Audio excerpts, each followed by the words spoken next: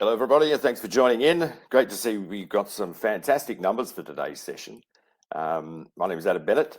I'm the CEO and founder of Red Piranha, and I'd like to introduce you to Nidhi Singhai, one of our senior engineers in the organisation who works diligently to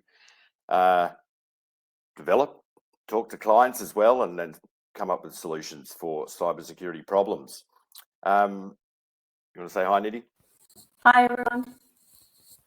Yeah, like I said, we've got some great numbers today. These sessions are an express session. We've talked to our partners a lot over the last couple of years, and what we wanted to do was, we know everybody's time is important, and everyone's pressed for time and working in there and on their business. So what we wanted to do is bring a way to go through specific deep dives into specific functionalities of the platform. And today's session, we'll be talking about protecting critical infrastructure and applying that zero trust model, and then a feature that we've been really working hard on for the last number of years called passive encrypted traffic protection profiling, which allows us to deal with some of the pain points, which I'll talk about. I'll turn my camera off now, though, to let you focus in on the slides as we talk, and then I'll introduce Nidhi halfway through, and we'll run through a bit of a demo on that as well. We're expecting the session to take around about 20 to 30 minutes as we move through some of this. A bit about us and Red Piranha. I'll keep it short, but we found it out of frustration, essentially. We wanted to come up with a way to start to remove pain points, to bring security controls to everyone, and that leads us to the consolidated security platform, where we start to integrate the multiple controls and service offering in the crystallized platform, in a single platform that allows everybody to essentially roll out complex controls and often hard things to implement, and remove that engineering burden, as well as include services, specialized security services directly integrated through human machine teaming into the platform that allows customers to get that village of experts that they need. And this is aimed at reducing that total cost of ownership, spending the time and the budget on security outcomes instead of the engineering overheads that essentially bog us down on a day-to-day basis. We implemented quite a lot of controls into the overall platform. We've sprung out of the Department of Defence's CSIRO program as well. We have a patent portfolio, certified Australian made, and we have controls which span across the whole stack, for vulnerability management, which we've seen increases in 4.5 to include Docker and container, as well as infrastructure scans and SOC as a service, and of course technologies like today in that secure web gateway and protection profiles more specifically. We can deploy both on cloud and on premise, and we have endpoints, software as a service as well in the overall platform. We've been Global InfoSec winners 2 years in a row through the Cyber Defense magazine at RSA, with 27,000 ISO certified, 9,001 Defense ISO certified as well. We take our quality of service and delivery very seriously, and of course been a national finalist in the Australian Defence Awards, as well as winning a couple other government awards, export awards, and the like. So first of all, what's been happening in the market space, I suppose, around critical infrastructure? We've seen governments really making a move on this all across the world, particularly in Australia. You've got new legislation coming out which redefines what the definition of critical infrastructure is. Organisations are being, I suppose, forced to introduce a positive security obligation into that infrastructure. And what that means is essentially dealing with cyber incident reporting, risk management, and really ramping up the requirements of operators of this type of infrastructure that is of national significance, no matter what country you're in, to make sure that these things are being managed correctly. And the core reason for this is because it's just too easy. It's just too easy to take down critical infrastructure. It's too easy for these systems to go down, and they underpin the operation of our society more broadly. And this is something that COVID has really shown us as well. When we have a fall down in that, even just with supply chains, it can cause massive disruption to our everyday life. And we've recently seen this in the likes of Ukraine. We've seen it in Estonia before and other places around the world. So it is a real focus of organisations, but it's also a real weak point in general networks. So that's why we're talking about it today and how we can look for a protection profiling to manage some of those pain points. So if we look at some of those pain points more specifically, IoT devices, essentially very difficult in the access control. When I talk about the 7 pillars with our teams, we've simplified security into 7 key pillars. Well, access control is one of those core elements.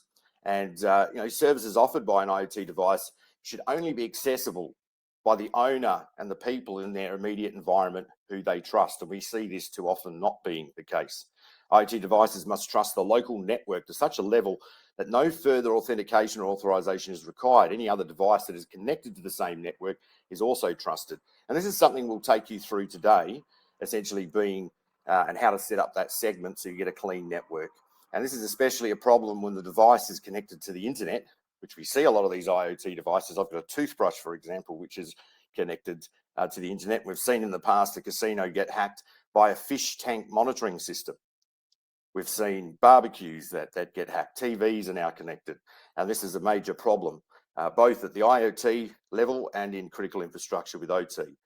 Default passwords are often not changed, single accounts and privilege levels. I mean, the problem that we see when people are manufacturing these devices is essentially modules are layered on top of modules. If you go and deep dive into a kernel or the operating system of these devices, you often see that 3 different IoT devices have been built with this same kernel or operating system before this device specifically. And the remnants of that are in this actual device. So what that does is start to really increase that attack surface and problems. And so a lack of trusted execution environment starts to prevail in these type of devices. And this is a big problem. And of course, poor vendor security posture. Often these things are put out by companies that aren't traditionally software manufacturers, or they're TV manufacturers or other things, and they've got insufficient sort of privacy protection or sensitive data, and ways to protect the asset built in. You've got poor vulnerability management that then is often a consequence of these things. So we've got poor vendor security posture, like we just discussed. How does that vendor respond to vulns? Application vulnerabilities are often shipped with the product, so there's no way to also update some of these things and software to a more secure state because they are simple operating systems that just do a single function sometimes. We see a lack of encryption standards being used to prevent network communication exchanges, allowing for interception on the network as well, which allows people to breach and pivot within internal networks. Allows for person in the middle attacks, that failed verification and communication across those breaches. Where we see an overly large attack surface, often shift, with open ports, and even services like Telnet still in production today. And we see implementation of infrascanning or host-based vuln scanning is often not possible, particularly in critical infrastructure or OT environments, because of the nature of the operations of these. They often fall over when they're being hit with automatic vuln scans. And of course, sometimes it's not possible to put host-based vulnerability management on these types of devices too. So there's pain points around that. We see from all these other past pain points, we see what's called an intrusion ignorance. And we see this a lot in client networks, even in the enterprise space. We see a lack of visibility, a lack of device and network access control leads to a lack of essentially visibility and management of that from a monitoring perspective. Once you don't have that visibility of asset management on networks and poor network access control, auditability of those assets becomes impossible or very difficult to do. And then the correlation in the event of breach or proactive threat hunting, or even just general monitoring in an MDR circumstance, becomes more difficult. So a lack of IoT asset visibility and management on the network is key. And we'll talk a bit through that today, where essentially what we're able to do is manage those assets in those segments. And of course, we start to remove the ignorance, and that allows us to do more effective, more clinical and more efficient monitoring and enact MDR service and response on these network segments. Operational technology, building management systems and other types of industrial assets use proprietary protocols as well a lot of the time.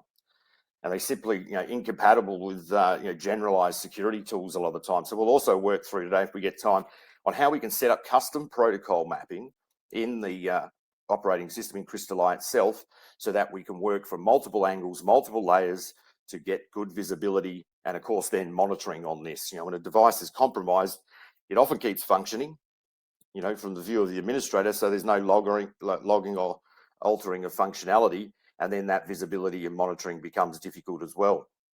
And industrial assets can have a decades-long lifespan, so the environment's likely to have a diverse mix of new and legacy devices that operate and communicate differently. So sometimes working with host-based monitoring or solutions here can be a real problem. So if we talk about zero trust more specifically, it's an architectural aspiration. And what we mean by that is it's often understood.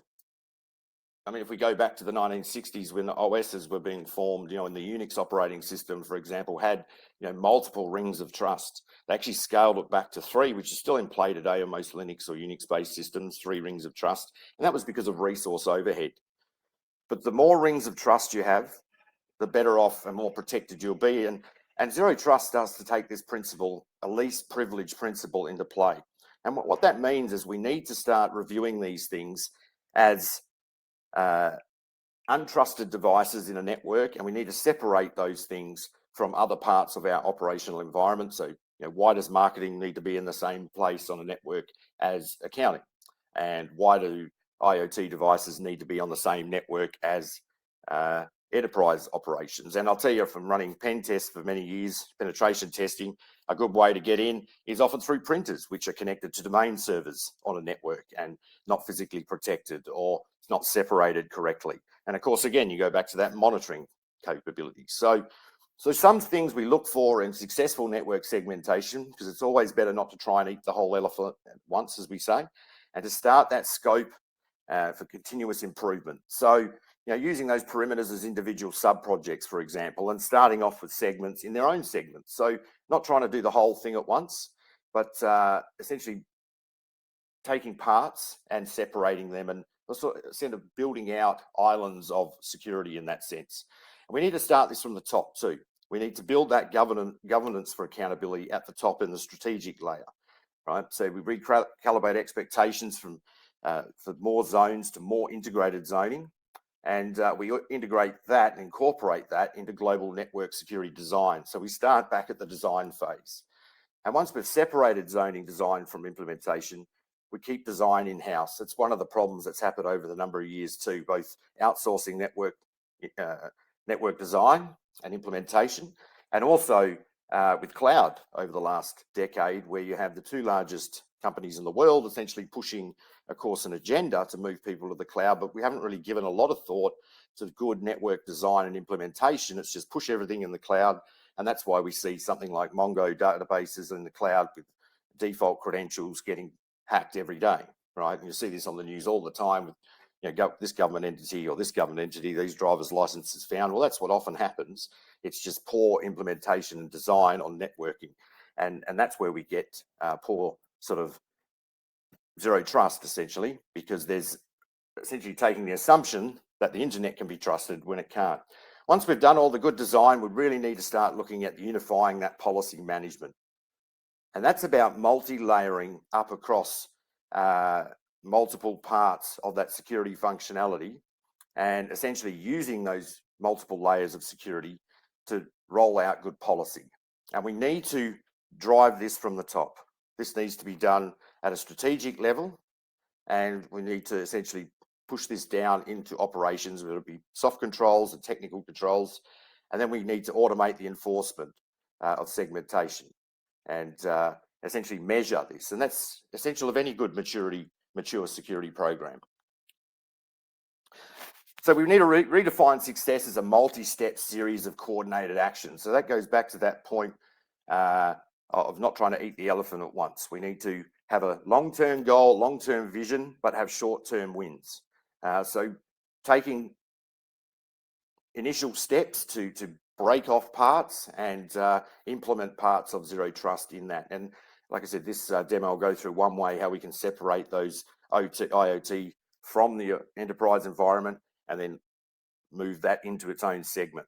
So we'll show you how to introduce micro segmentation here.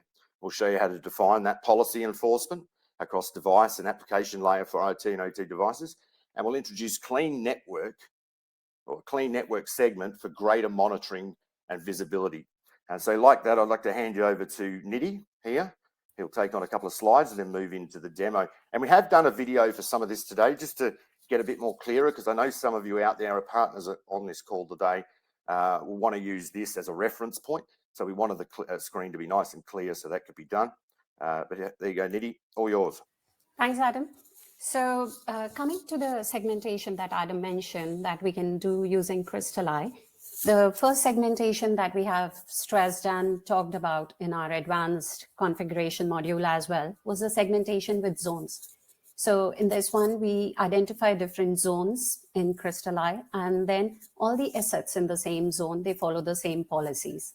These policies are defined using advanced firewall.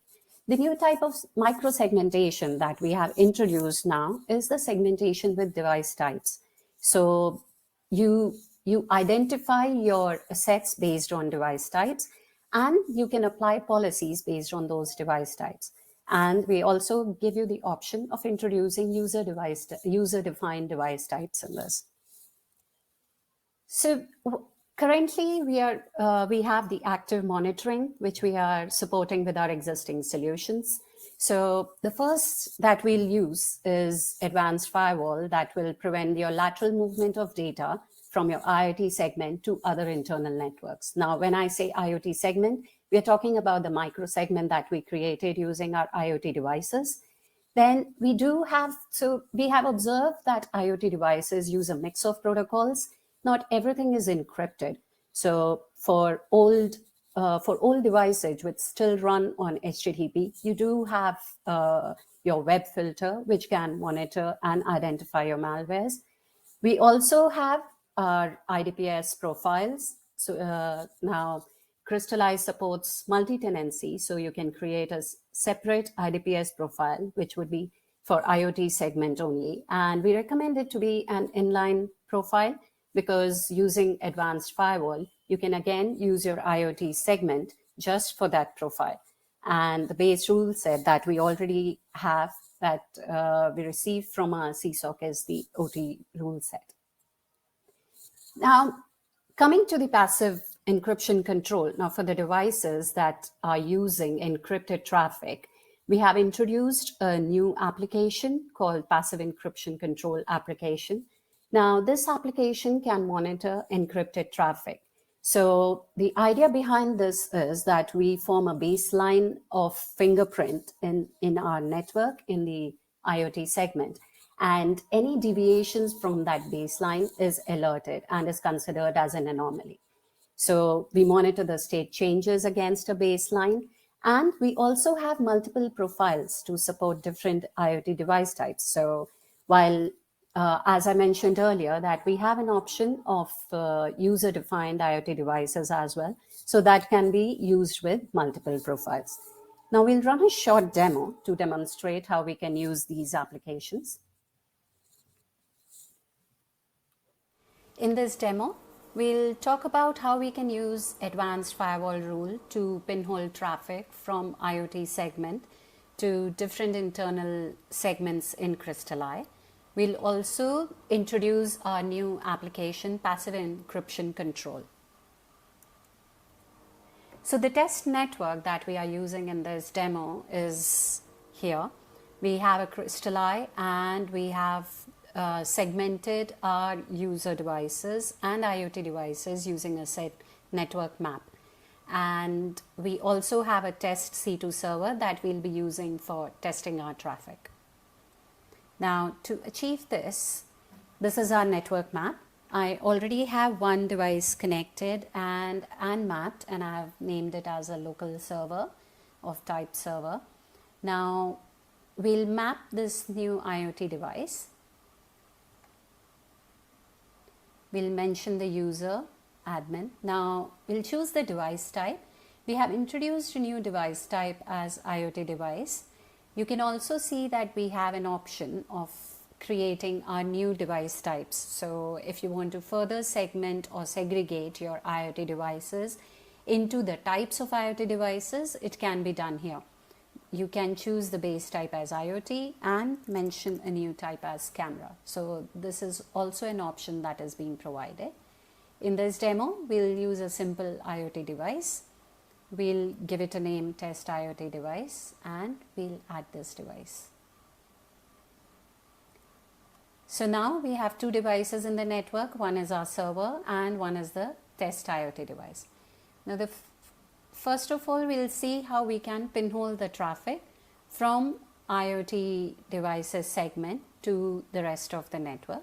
For that, we'll use advanced firewall. We'll add a new rule, call it pinhole IoT data. Now our source zone would be LAN zone, and in advanced options we'll specify our source, host and group, which will be our IoT device group. Now this group contains all the devices that have been mapped as IoT device in the network map. Now our destination zone would be LAN, because we want to block the traffic. So we want to block it to all the internal networks except our external network. So we are not choosing WAN zone here.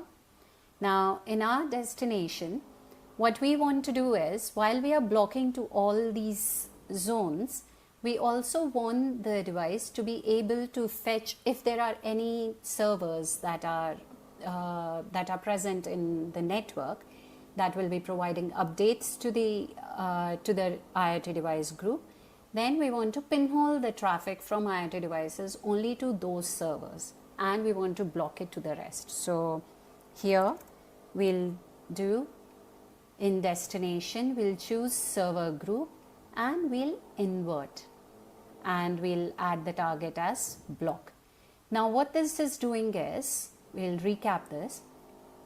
From LAN network and from our source group as IoT device group to LAN DMZ hot LAN, where the destination is not, because we have clicked invert here, is not the server group, block the traffic, and we add this rule. So this is how we can use advanced firewall to pinhole traffic from IoT devices to our internal server.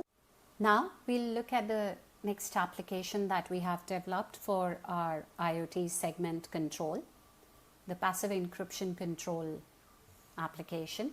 The idea behind this application is that it creates a baseline of fingerprints that are seen in a network.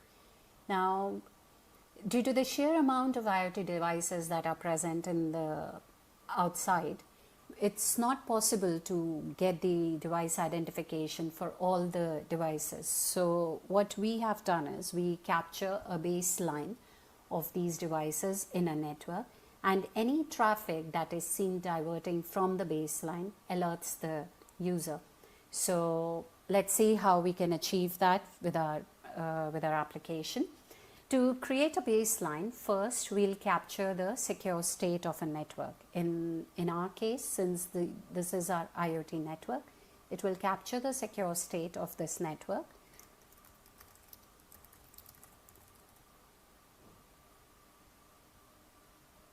Now this state will create a baseline for us.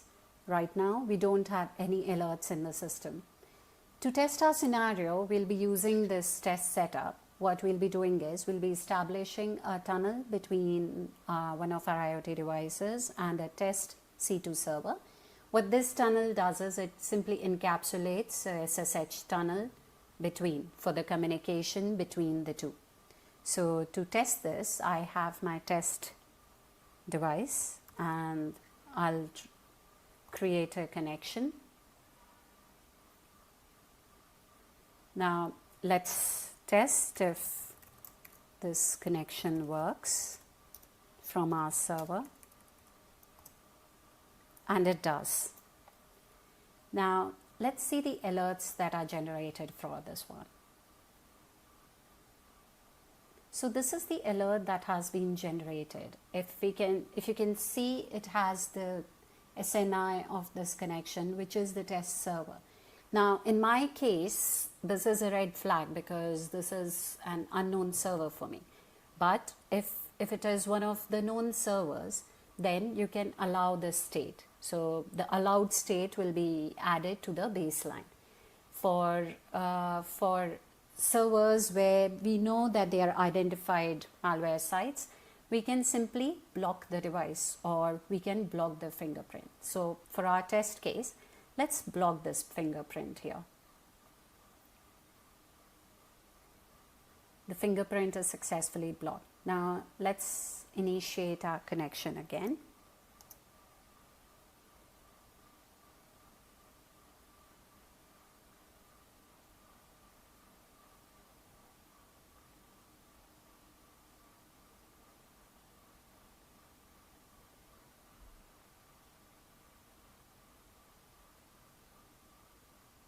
Blocking the fingerprint.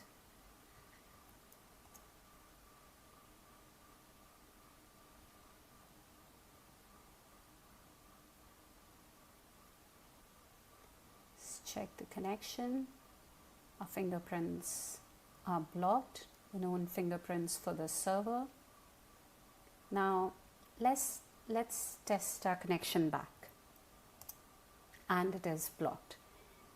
So we have seen that with forming a baseline, our passive encryption control has blocked any new fingerprint that has been identified in this network. This is how, now this can be used for IoT segment and it can be used for other segments as well.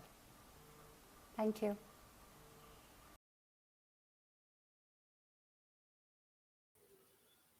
Thanks. So now I would like to show how we can use advanced firewall to, as Adam mentioned, that there are a few proprietary protocols that are being used as well.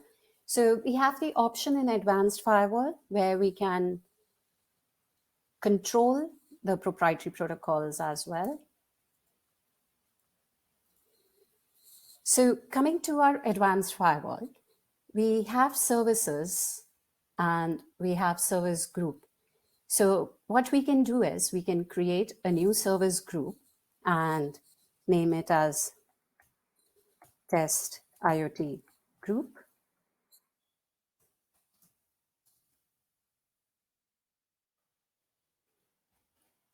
Now in this service group, we can add multiple services.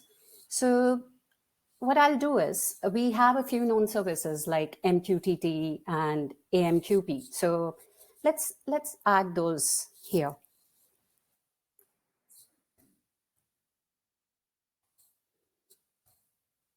And we can add the port number. We can add for MQP as well.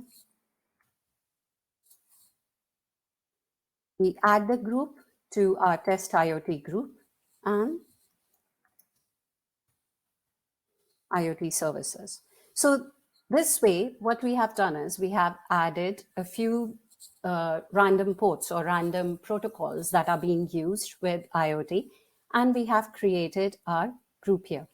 Now, going again to the advanced firewall, as I mentioned, how we can pinhole the traffic, we want to now permit only the communication. We want to control this communication from our IoT microsegment to external using these for these ports. So, and again, we want to block it to any of our internal. So what we are doing is we are controlling any lateral communication that is happening. So this from our LAN zone. Again, our devices are IoT device group. Now this IoT device group is automatically created. So whenever you map a device to IoT or one of the user defined groups that have the base type as IoT, it will be added to this group. Now again, we want to block this connection to all our internal networks. And we only want to allow it to be external. So what we are doing is we are going to block this one to our internal.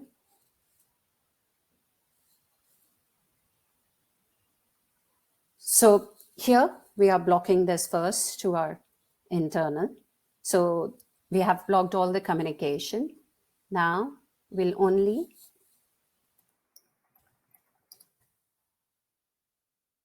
add the external access from LAN to WAN,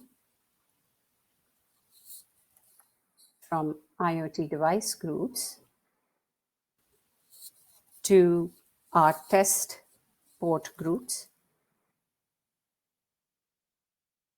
test IoT group. And we are just allowing this. So this is how we can use advanced firewall to control any traffic from our network. We also, just like we saw that we can do it with the services, we can even do it with the domains. We can allow access only to particular domains, like we know that we have Google APIs or different cloud services that are providing the updates to IoT devices. So we can only create groups with those domains, and we can play around with advanced firewall to create our rules. Thank you. Thank you, Nidhi. And yeah, look, we've gone a little bit over our estimated sort of 30 minutes, but that's fine. Look, we're trying to drill down into those specific technology points and answer the questions that our customers and partners really want to know. But happy to answer a few questions here and take that on. So what you're seeing there is, of course, that capability to create that clean network segment. Really important if you want to get past or get into the monitoring side of that. But then also, how do we protect the devices in that segment? How do we lock that down? We're taking a least privilege approach. So the devices won't be trusted outside of that segment, and essentially any change of state on those group of devices where we're taking that patch, and this patented technology takes this fingerprinting concept to a different level. We've got a question there: how many known protocols of the platform support? So platform supports over 3,200 known protocols out of the box. But then, like as you saw with Nidhi there, we have the capability there to add custom application protocols as well. You can use regex filtering as well to even block things like Gmail personal emails in those host groups as well for enterprise type protection as well. So what you want to get down to there is essentially creating these clean islands, you might say, of network segmentation, network groups, understanding the digital assets, both at a physical level, but also at a data level. So what we're taking from a mindset, from a security outcome point of view, is really starting to look at things from a digital asset governance perspective, and taking into the mind and into the holistic sort of vision of understanding that the digital assets aren't just physical, but also the data plane as well. And we'll could go on for 4 hours about that data subject, but we won't. Any other questions there today? We can see we have some great engineers on the line today, so we have gone over time, so we'll keep it short for the YouTube, but happy to answer a couple more if you've got questions.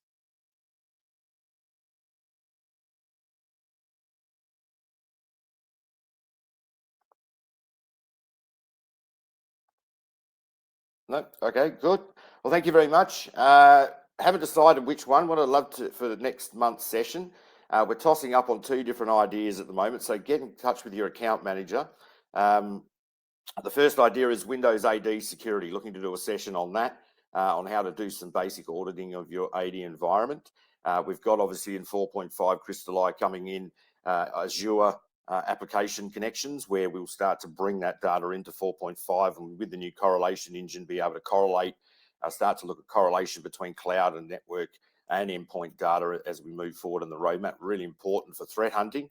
And being able to contextualize and hunt and actually lock down the individuals and people breaching those policies or threatening, hunting the malicious activity from malware as well. And the other one is the secure web gateway control. So really getting into how do we set up some of the policy management around that, how we can start to manage the second half or the enterprise side of this type of control as well. So again, taking a bit of a least privilege approach, understanding which data types are traversing across your network, what users should have access to that, and how do we implement some policy to start to move away from default settings and increase the security outcome from a customer perspective. All right, thanks for your time today. Really great getting these sessions in. Let your account manager know which one you want, Windows AD or Secure Web Gateway. We'll cover both of them off. Tell us which one you want first, and look forward to talking all again soon. Thank you very much. Thank you.